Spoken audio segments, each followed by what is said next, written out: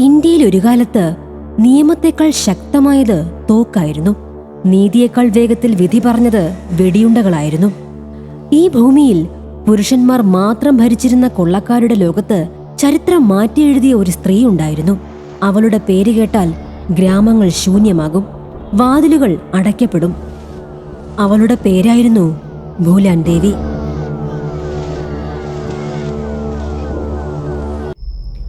സാധാരണയായി കൊള്ളക്കാരുടെ ലോകത്ത് പുരുഷന്മാരുടെ ആധിപത്യമാണ് കാണപ്പെട്ടിട്ടുള്ളത്. എന്നാൽ 1980കളിൽ ഒരു സ്ത്രീ കൊള്ളക്കാരി സൃഷ്ടിച്ച ഭീതിയുടെ കഥ ചമ്പൽ താഴ്വരയെ മുഴുവൻ വിറപ്പിച്ചു.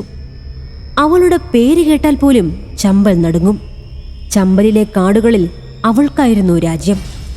അവളുടെ അനുമതിയില്ലാതെ അവിടെ ഒരു ഇലയ്ക്ക് പോലും നീങ്ങാനാകില്ലായിരുന്നു. അവളുടെ സംഘം കടന്നുപോകുമ്പോൾ ഗ്രാമത്തിലെ വീടുകളുടെ വാതിലുകൾ അടയ്ക്കപ്പെടും. ആളുകൾ ജോലി നിർത്തും. ഒരു അദൃശ്യ കർഫ്യൂ ഏർപ്പെടുത്തിയതുപോലെ മുഴുവൻ പ്രദേശവും നിശ്ചലമാകും. എന്നാൽ ഏറ്റവും അത്ഭുതപ്പെടുത്തുന്ന കാര്യം, അവൾ സ്വമേധയാ കൊള്ളക്കാരിയുടെ വഴി തിരഞ്ഞെടുത്തതല്ല. സാഹചര്യങ്ങളാണ് അവളെ ആ വഴിയിലേക്ക് തള്ളിവിട്ടത്. വെറും 11 വയസ്സുള്ളപ്പോൾ തന്നെ 45 വയസ്സുള്ള ഒരാളുമായി അവളെ വിവാഹം കഴിപ്പിച്ചു. അയാൾ ദിനംപ്രതി അവളെ ലൈംഗികമായി പീഡിപ്പിച്ചു. ഭർത്താവിൽ നിന്നും ലഭിച്ച അപമാനം മതിയാകാതെ സ്വന്തം മാതാപിതാക്കളും അവളെ കുടുംബത്തിന്റെ അപമാനമെന്ന് വിളിച്ച് കിണറ്റിൽ ചാടി മരിക്കണമെന്ന് വരെ പറഞ്ഞു. ഇതൊക്കെ പോരാഞ്ഞ് അവളുടെ സ്വന്തം ചാച്ചൻ 16 വയസ്സുള്ള അവളെ കൊള്ളക്കാരുടെ കൈകളിലേക്ക് തള്ളിവിട്ടു. കൊള്ളക്കാരും അവളെ ക്രൂരമായി പീഡിപ്പിക്കുന്നതിൽ യാതൊരു ദയയും കാണിച്ചില്ല. എന്നാൽ ഒരു ഘട്ടത്തിൽ സമയം വഴിമാറി. ആ നിർബലയായ പെൺകുട്ടി തലയിൽ ചുവന്ന തുണി കെട്ടി കയ്യിലൊരു തോക്കുമെടുത്ത് ലോകത്തോട് അതിൻ്റെ ഭാഷയിൽ തന്നെ സംസാരിക്കുവാൻ ഇറങ്ങി. അവളെ ക്രൂരമായി പീഡിപ്പിച്ച ഭർത്താവിനെ അവൾ പൊതുചന്തയിൽ വെച്ച് കുത്തി മരണത്തിന്റെ വക്കിലേക്ക് എത്തിച്ചു. അവളെ മാനഭംഗം ചെയ്ത ഗ്രാമത്തിലെ പുരുഷന്മാരെ അവൾ ഒരേ വരിയിൽ നിർത്തി വെടിവെച്ച് കൊലപ്പെടുത്തി. ഇതാണ് ബണ്ടിറ്റ് ക്യൂൻ എന്ന പേരിൽ അറിയപ്പെട്ട ഇന്ത്യയിലെ ഏറ്റവും ഭീകരമായ വനിതാ കൊള്ളക്കാരിയായ ഭൂലാൻ ദേവിയുടെ കഥ. ചിലർക്ക് അവൾ ഒരു രക്ഷകയായിരുന്നു, മറ്റു ചിലർക്ക് ക്രൂരയായൊരു കൊലയാളി. എങ്ങനെയാണ് അനേകരെ പരസ്യമായി കൊലപ്പെടുത്തിയ ഈ സ്ത്രീ പിന്നീട് ഇന്ത്യയുടെ പാർലമെന്റ് അംഗമായി മാറിയത്? ചമ്പലിന്റെ റോബിൻഹുഡ് എന്നറിയപ്പെട്ട ഭൂലാൻ ദേവി തന്റെ സംഘത്തിന്റെ നേതാവായി മാറിയതിനു ശേഷം ബേമായി ഗ്രാമത്തിൽ 22 താക്കൂർ പുരുഷന്മാരെ വധിച്ചു, സ്വന്തം ജീവിതത്തിൽ അനുഭവിച്ച ക്രൂരതകൾക്ക് പ്രതികാരം തീർക്കാൻ. എന്നാൽ ബണ്ടിറ്റ് ക്യൂനായി മാറിയ അവളുടെ ജീവിതകഥ അപൂർവമായി മാത്രമാണ് ചർച്ച ചെയ്യപ്പെടുന്നത്. ആരായിരുന്നു ഭൂലാൻ ദേവി? 1963 ഓഗസ്റ്റ് 10 ഉത്തർപ്രദേശിലെ ജലൗൻ ജില്ലയിലെ ഗൊറാഹാക്ക പൂർവ എന്ന ചെറിയ ഗ്രാമത്തിൽ ഒരു ദളിത് കുടുംബത്തിലാണ് ഭൂലാൻ ദേവി ജനിച്ചത്. മല്ല സമുദായത്തിൽപ്പെട്ട ദേവീദീനായിരുന്നു അവളുടെ പിതാവ്. ഭൂലാനെ കൂടാതെ 3 സഹോദരിമാരും ഒരു സഹോദരനും കുടുംബത്തിലുണ്ടായിരുന്നു. ദാരിദ്ര്യം മൂലം കുടുംബം മറ്റുള്ളവരുടെ കൃഷിയിടങ്ങളിൽ കൂലിപ്പണിയായിരുന്നു ചെയ്തിരുന്നത്. എല്ലാം ശരിയായി പോകുമ്പോഴായിരുന്നു അവളുടെ മുത്തച്ഛൻ മരിച്ചത്. അതോടെ വലിയച്ഛനായ ബിഹാരിലാൽ ബലമായി അവരുടെ ഭൂമി കയ്യേറി കുടുംബത്തെ ക്രൂരമായി പീഡിപ്പിച്ചു. ഭൂലാൻ ദേവി ചെറുപ്പം മുതലേ തന്നെ തീഷ്ണ സ്വഭാവക്കാരിയായിരുന്നു. അന്നവൾക്ക് വെറും 10 വയസ്സായിരുന്നു. എന്നിരുന്നാലും അവൾ അയാളുടെ അതിക്രമങ്ങൾക്കെതിരെ ധൈര്യത്തോടെ നിലകൊണ്ടു. വലിയ സഹോദരി രുക്മിണിയോടൊപ്പം പിതാവിന്റെ കൈവച്ചു നിന്ന ഭൂമിയിൽ കുത്തിയിരുന്ന് പ്രതിഷേധം ആരംഭിച്ചു. ഭൂമി തിരികെ നൽകണമെന്നാവശ്യപ്പെട്ടു. ഇതിൽ കുപിതനായ ചാച്ചന്റെ മകൻ മായാദീൻ അവളെ ക്രൂരമായി മർദ്ദിച്ചു. എന്നിരുന്നാലും ഭൂലാൻ പ്രതിഷേധം തുടരുകയായിരുന്നു. പോലീസ് ലാത്തിയുടെ പ്രഹരങ്ങളിൽ അവൾ ബോധം കെട്ട് വീഴുന്നതുവരെ. ഇത്ര ചെറുപ്പത്തിൽ തന്നെ എതിർപ്പും ധൈര്യവും കാണിച്ച ഭൂലാൻ ദേവിക്ക് അതിൻ്റെ വലിയ വില നൽകേണ്ടി വന്നു. അവളുടെ ഈ ആക്രമണ സ്വഭാവം കാരണം വീട്ടുകാർ ഒരു പശുവും ഒരു സൈക്കിളും സ്ത്രീധനമായി നൽകി 11 വയസ്സുള്ള ഭൂലാനെ 45 വയസ്സുള്ള പുട്ടിലാൽ എന്ന മധ്യവയസ്കനുമായി വിവാഹം കഴിപ്പിച്ചു. വിവാഹത്തിന് ശേഷം പുട്ടിലാൽ ഭൂലാനെ തന്റെ ഭാര്യയല്ല, മറിച്ച് പണം കൊടുത്തു വാങ്ങിയ ഒരു വസ്തുവിനെ പോലെ തന്നെയാണ് പെരുമാറിയത്. 11 വയസ്സുള്ള ഭൂലാനെ അയാൾ നിരന്തരം ബലാത്സംഗം ചെയ്യുകയും ചെറിയ കാരണങ്ങൾക്ക് പോലും ക്രൂരമായി മർദ്ദിക്കുകയും ചെയ്തു. വർഷങ്ങളായുള്ള ഈ പീഡനങ്ങൾ ഭൂലാന്റെ ആരോഗ്യത്തെ തകർക്കുവാൻ തുടങ്ങി. ഒരു ദിവസം സഹിക്കാനാകാതെ അവൾ ഭർത്താവിന്റെ വീട് വിട്ടോടി. സ്വന്തം മാതാപിതാക്കളുടെ വീട്ടിലേക്കെത്തി. എന്നാൽ ഒരു പെൺകുട്ടി ഭർത്താവിന്റെ വീട് വിട്ട് മാതാപിതാക്കളുടെ വീട്ടിൽ താമസിക്കുന്നത് ഗ്രാമത്തിൽ അപകീർത്തിയായി കണക്കാക്കി. ദിവസങ്ങൾക്കകം ഗ്രാമത്തിൽ സംസാരങ്ങൾ തുടങ്ങി.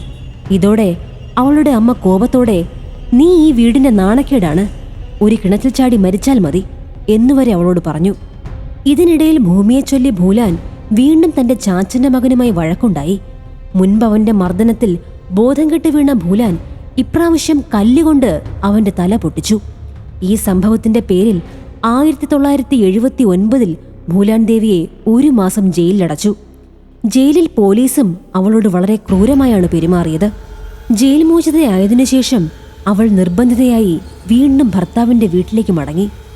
അവിടെ ചെന്നപ്പോൾ അവളുടെ ഭർത്താവ് പുട്ടിലാൽ മറ്റൊരു സ്ത്രീയെ വിവാഹം കഴിച്ചിരിക്കുന്നുവെന്ന സത്യം അവൾ തിരിച്ചറിഞ്ഞു. ഭൂലാൻ വീട്ടിലെത്തിയതോടെ പുട്ടിലാലും അയാളുടെ 2ാമത്തെ ഭാര്യയും ചേർന്ന് അവളെ അപമാനിക്കുകയും ക്രൂരമായി മർദ്ദിക്കുകയും ചെയ്തു. ഇവിടെ ഇനി ജീവിക്കുവാൻ കഴിയില്ല എന്ന് മനസ്സിലാക്കിയ ഭൂലാൻ തളർന്ന മനസ്സോടെ വീണ്ടും മാതാപിതാക്കളുടെ അടുക്കലേക്ക് പോയി. എന്നാൽ സ്വന്തം ആളുകളുടെ ഇടയിലും ഭൂലാൻ ഒറ്റപ്പെട്ടവളായി. എല്ലായിടത്തും അവൾ അവഹേളനങ്ങൾ നേരിട്ടു. അവളുടെ തിരിച്ചുവരവ് ഏറ്റവും അസ്വസ്ഥനാക്കിയത് ചാച്ചനെയായിരുന്നു.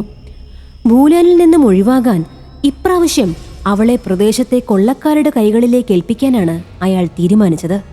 ഒരു ദിവസം കൊള്ളക്കാരുടെ ഒരു സംഘം ഭൂലാനെ പിടിച്ചുകൊണ്ടുപോകുവാനായി വീട്ടിലേക്കെത്തി. അവരെ കണ്ടതോടെ ഭൂലാൻ ഓടിപ്പോയി. കുപിതരായ കൊള്ളക്കാർ അവളുടെ സഹോദരനെ പിടിച്ചെടുത്തു. സഹോദരന്റെ ജീവൻ രക്ഷിക്കുവാൻ ഭൂലാൻ നിർബന്ധിതയായി സ്വയം കൊള്ളക്കാരുടെ മുൻപിൽ കീഴടങ്ങി. അന്ന് ഭൂലാന് വെറും 16 വയസ്സായിരുന്നു. ആ കൊള്ളസംഘത്തിന്റെ തലവൻ ബാബു ഗുജറായിരുന്നു. ഭൂലാനെ കണ്ടതു മുതൽ അവളുടെ സൗന്ദര്യത്തിൽ ആകൃഷ്ടനായ ബാബു അവളെ ഒരു അടിമയോടെന്ന പോലെ പെരുമാറി. പലതവണ അവളെ ലൈംഗികമായി പീഡിപ്പിച്ചു. ഇതിനു മുൻപ് തന്നെ മാതാപിതാക്കളുടെ വീട്ടിലും ഭർത്താവിന്റെ വീട്ടിലും ക്രൂരതകൾ അനുഭവിച്ച 16 വയസ്സുള്ള ഭൂലാന് ഇനി ബാബു ഗുജർ പോലെയുള്ള ഒരു ക്രൂര മൃഗത്തിന്റെ പീഡനങ്ങളും സഹിക്കേണ്ടി വന്നു. ബാബു ഗുജറിന്റെ സംഘത്തിൽ വിക്രം മല്ല എന്ന ഒരാളുണ്ടായിരുന്നു. സംഘത്തിലെ 2ാമത്തെ പ്രധാന വ്യക്തിയായിരുന്നു അയാൾ. ഭൂലാൻ അവന്റെ തന്നെ ജാതിയിൽപ്പെട്ടവളായിരുന്നു. ഭൂലാൻ അനുഭവിച്ച പഴയ പീഡനങ്ങളെക്കുറിച്ച് വിക്രമന് അറിയാമായിരുന്നു. അതുകൊണ്ട് തന്നെ ഭൂലാൻ ദേവിയോടുള്ള ഒരു സഹാനുഭൂതി അവന്റെ മനസ്സിലുണ്ടായിരുന്നു. തന്റെ തലവൻ ഭൂലാനോട് കാണിക്കുന്ന ക്രൂരത വിക്രമിന് സഹിക്കാനായില്ല. അവൻ ബാബു ഗുജറോട് ഭൂലാനോട് അതിക്രമം നടത്തരുതെന്ന് മുന്നറിയിപ്പ് കൊടുത്തു. എന്നാൽ ബാബു അത് അവഗണിച്ചു. ഒടുവിൽ ഒരു ദിവസം വിക്രം തന്റെ തലവനെ കൊലപ്പെടുത്തി സ്വയം സംഘത്തിന്റെ നേതാവായി. അതിനുശേഷം വിക്രം ഭൂലാൻ ദേവിയെ റൈഫിൾ ഉപയോഗിക്കുവാനും സമ്പന്നരുടെ വീടുകളിൽ കൊള്ളയടിക്കുവാനും പോലീസിന്റെ റെയ്ഡുകളിൽ നിന്ന് രക്ഷപ്പെടുവാൻ തുടങ്ങിയ കൊള്ളയടിത്തന്ത്രങ്ങൾ പഠിപ്പിച്ചു. ഭൂലാൻ ദേവിയുടെ ജീവിതം ഇവിടെ നിന്നാണ് പൂർണ്ണമായി മാറിയത്. അവൾ നെറ്റിയിൽ ചുവന്ന തുണി കെട്ടി ആയുധങ്ങൾ കയ്യിലെടുത്ത് അടിമത്തത്തിന്റെ ജീവിതം പിന്നിലാക്കി. ഈ വലിയ മാറ്റത്തിനു കാരണം വിക്രമല്ലയായിരുന്നു. അതിനാൽ ഇരുവരും തമ്മിൽ പ്രണയം വളർന്നു. അവർ ഒരുമിച്ച് താമസിക്കുവാൻ തുടങ്ങി. വിക്രത്തിന്റെ സ്വാധീനത്താൽ സംഘത്തിനുള്ളിൽ ഭൂലാന്റെ മാനവും അധികാരവും വളർന്നു. അടുത്ത 1 വർഷത്തിനുള്ളിൽ അവർ കൂട്ടാളികളോടൊപ്പം നിരവധി സമ്പന്ന വീടുകൾ ആക്രമിച്ചു. വൻതോതിൽ പണം കവർന്നു. പോലീസിനെ കബളിപ്പിക്കാൻ വിക്രം മല്ലയുടെ സംഘം ദേവരിയ, കാൺപൂർ, ഒറൈ തുടങ്ങിയ പ്രദേശങ്ങളിൽ തുടർച്ചയായി താവളം മാറ്റിക്കൊണ്ടിരുന്നു.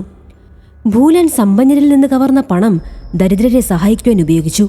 ഇതോടെ താഴ്ന്ന വർഗങ്ങളിൽ ഭൂലാന്റെ പേര് ഏറെ ജനപ്രിയമായി. ചിലർ അവളെ ദസ്യുസുന്ദരി എന്ന് വിളിക്കുവാൻ തുടങ്ങി. ഇതിനുശേഷം ഭർത്താവിനോട് പ്രതികാരം ചെയ്യാനായി ഭൂലാൻ ദേവി പകൽ വെളിച്ചത്തിൽ തന്നെ അവന്റെ ഗ്രാമത്തിൽ ആക്രമണം നടത്തി. എല്ലാവരുടെയും മുന്നിൽ വെച്ച് പുട്ടിലാലിനെ കത്തികൊണ്ട് കുത്തി മരണത്തിന്റെ വക്കിലെത്തിച്ചു. അയാളെ ക്രൂരമായി പരിക്കേൽപ്പിച്ച ശേഷം ഗ്രാമത്തിന്റെ നടുവിൽ നിന്നുകൊണ്ട് ഭൂലാൻ ഭീഷണിയായി പ്രഖ്യാപിച്ചു, ഇനി മുതൽ ഒരു വയോധികനും ഒരു ചെറിയ പ്രായമുള്ള പെൺകുട്ടിയെ വിവാഹം കഴിക്കരുത്. ആരെങ്കിലും അങ്ങനെ ചെയ്താൽ ഇതേ അവസ്ഥ തന്നെയാകും. 1980 കാലഘട്ടം. വിക്രം മല്ലയും സംഘവും ചമ്പലിൽ വലിയ പേരുണ്ടാക്കി. ഒപ്പം ഭൂലാൻ ദേവിയുടെ ജീവിതവും ഒരു കരക്കെടുത്തു. എന്നാൽ അതേ സമയത്ത് സംഘത്തിലെ പഴയ കൊള്ളക്കാരായിരുന്ന ശ്രീറാം സിംഗും ലാല റാം സിംഗും ജയിൽ മോചിതരായി. ജയിലിൽ നിന്നും പുറത്തിറങ്ങിയ അവർ വീണ്ടും സംഘത്തിൽ ചേർന്നപ്പോൾ കണ്ടത് സംഘത്തിനുള്ളിലെ പല മാറ്റങ്ങളായിരുന്നു. ശ്രീറാം സിംഗും ലാല റാം സിംഗും താക്കൂർ സമുദായത്തിൽപ്പെട്ടവരായിരുന്നു. പിന്നാക്കവർഗത്തിൽപ്പെട്ട വിക്രം മല്ല അവരുടെ നേതാവായി തുടരുന്നത് അവർക്കൊരിക്കലും അംഗീകരിക്കാനായില്ല. അതിനു പുറമെ ഒരു സ്ത്രീയുടെ പേരിൽ വിക്രം സ്വന്തം നേതാവിനെ കൊലപ്പെടുത്തിയതിലുള്ള അമർഷവും അവരുടെ കോപം ഇരട്ടിയാക്കി. ഇതോടെ അവർ ജാതിയുടെ പേരിൽ സംഘത്തിനുള്ളിൽ തന്നെ ഭിന്നത സൃഷ്ടിക്കുവാൻ തുടങ്ങി. ഉയർന്ന ജാതിയിൽപ്പെട്ടവരെയെല്ലാം അവർ തങ്ങളുടെ ഭാഗത്തേക്ക് ആകർഷിച്ചു. ഒടുവിൽ ശ്രീറാം സിംഗും ലാലാ റാം സിംഗും അവരുടെ കൂട്ടാളികളുമായി ചേർന്ന് വിക്രം മല്ലയെ കൊലപ്പെടുത്തി. വിക്രത്തിന്റെ മരണത്തോടെ ഭൂലാൻ ദേവി പൂർണ്ണമായും ഒറ്റപ്പെട്ടു. ഈ അവസരം പ്രയോജനപ്പെടുത്തി ശ്രീറാം സിംഗ് അവളെ തന്റെ നിയന്ത്രണത്തിലാക്കി.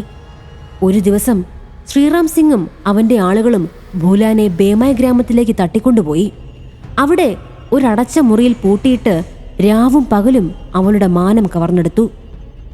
ഭൂലാനെ പീഡിപ്പിച്ചത് ശ്രീറാം സിംഗ് മാത്രമായിരുന്നില്ല. അവന്റെ എല്ലാ ഗുണ്ടകളും മാറി മാറി അവളോട് ക്രൂരത കാട്ടി.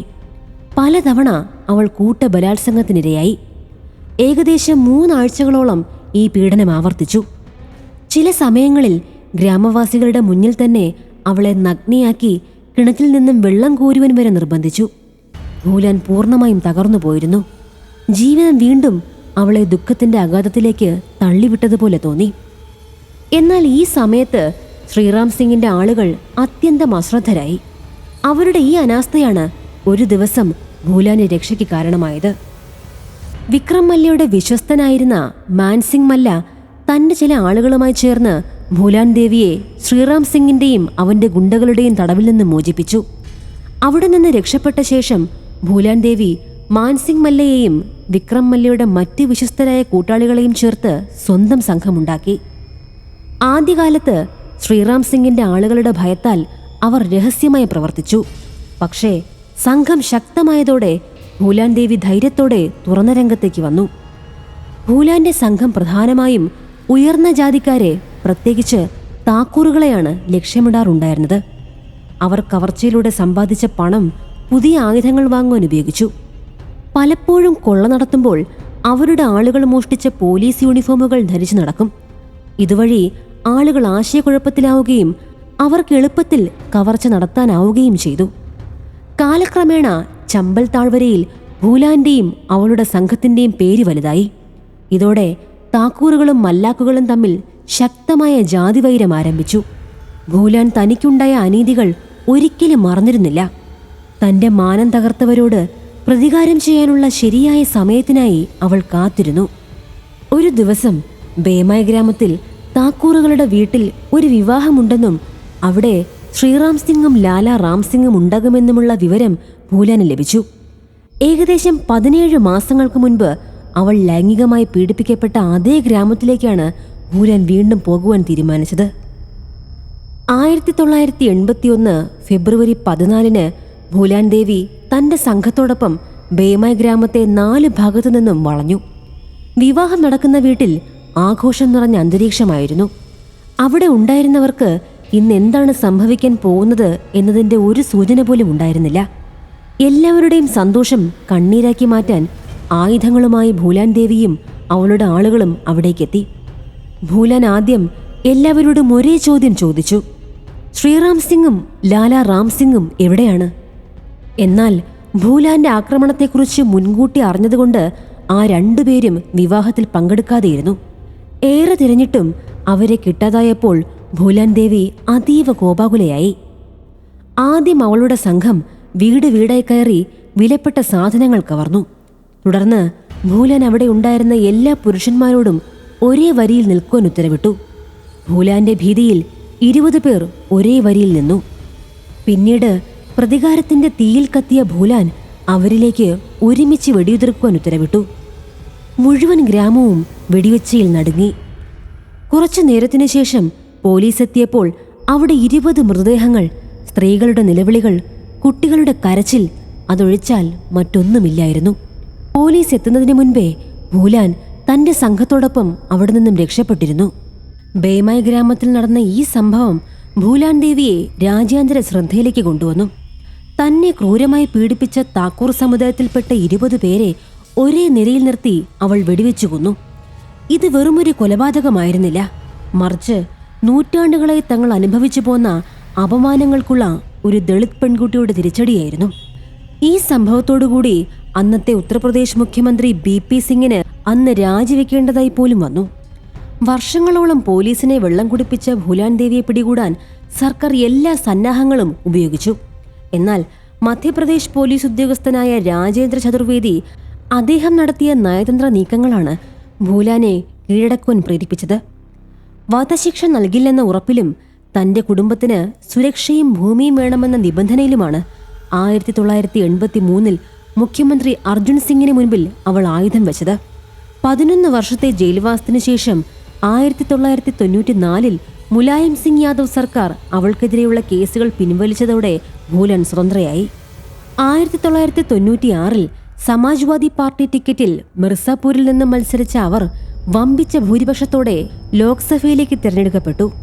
കാടുകളിൽ തോക്കുകൊണ്ട് നീതി നടപ്പിലാക്കുവാൻ ശ്രമിച്ചവൾ പാർലമെന്റിൽ വാക്കുകൾ കൊണ്ട് അടിച്ചമർത്തപ്പെട്ടവർക്കായി സംസാരിക്കുവാൻ തുടങ്ങി. ബണ്ഡിറ്റ് ക്യൂൻ എന്ന സിനിമയിലൂടെ പിന്നീട് അവളുടെ കഥ ലോകം മുഴുവനും അറിഞ്ഞു. 2001 ജൂലൈ 25 ന്യൂഡൽഹിയിലെ തന്റെ ഔദ്യോഗിക വസതിക്ക് മുൻപിൽ വെച്ച് ഭൂലാൻ വെടിയേറ്റ് മരിച്ചു.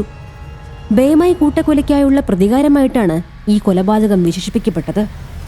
ഭൂലാൻ ദേവിയുടെ ജീവിതകഥ ഒരു വ്യക്തിയുടെ കഥ മാത്രമല്ല, അത് ഒരു കാലഘട്ടത്തിന്റെ, ഒരു സമൂഹത്തിന്റെ അടിച്ചമർത്തലുകൾക്കെതിരെ പൊട്ടിത്തെറിച്ച ഒരു സ്ത്രീയുടെ നിലവിളിയാണ്. ബാല്യം മുതൽക്ക് തന്നെ അവഹേളനവും അനീതിയും ക്രൂരതയും മാത്രമേ അവൾ അനുഭവിച്ചുള്ളൂ. അതേ അനീതികളാണ് അവളെ കള്ളന്റെ വഴിയിലേക്ക് തള്ളിയത്. ചമ്പൽ താഴ്വരയിൽ ഒരു കൊള്ളക്കാരിയായിരുന്ന ഭൂലാൻ ദേവി പിന്നീട് ജനാധിപത്യത്തിന്റെ ഏറ്റവും ഉയർന്ന വേദിയായ പാർലമെന്റിലെത്തിയതോടെ തോക്കിന് പകരം വാക്കുകൾ കൊണ്ട് തന്റെ പോരാട്ടം തുടർന്നു. സ്ത്രീകൾക്കും പിന്നാക്കവർഗങ്ങൾക്കും വേണ്ടി ശബ്ദമുയർത്തിയ അവൾ അധികാരത്തിന്റെ അകത്തളങ്ങളിൽ നിന്നുകൊണ്ടും നീതി നേടി. എങ്കിലും അവളുടെ ജീവിതം ഒരിക്കലും സമാധാനപരമായിരുന്നില്ല. പഴയ വൈരങ്ങളും രാഷ്ട്രീയ വൈരുദ്ധ്യങ്ങളും ഒടുവിൽ അവരുടെ ജീവൻ കവർന്നെടുത്തു. ഇവർ കുറ്റവാളിയാണോ ഇരയാണോ എന്ന ചോദ്യം ഇന്നും ചർച്ചയായിക്കൊണ്ടിരിക്കുന്നു. പക്ഷേ ഒരു കാര്യം തീർച്ചയാണ്, ഭൂലാൻ ദേവി ഒരു സാധാരണ സ്ത്രീ അല്ലായിരുന്നു. അനീതിക്കെതിരെ എഴുന്നേറ്റ ഒരു പ്രതീകമായിരുന്നു അവൾ. ചരിത്രം എങ്ങനെ അവരെ വിലയിരുത്തിയാലും അവരുടെ ജീവിതം നമ്മോട് ചോദിക്കുന്ന ചോദ്യം ഇന്നും പ്രസക്തമാണ്. ഒരു സമൂഹം സൃഷ്ടിക്കുന്ന കുറ്റവാളിക്ക് ഉത്തരവാദി ആരാണ്?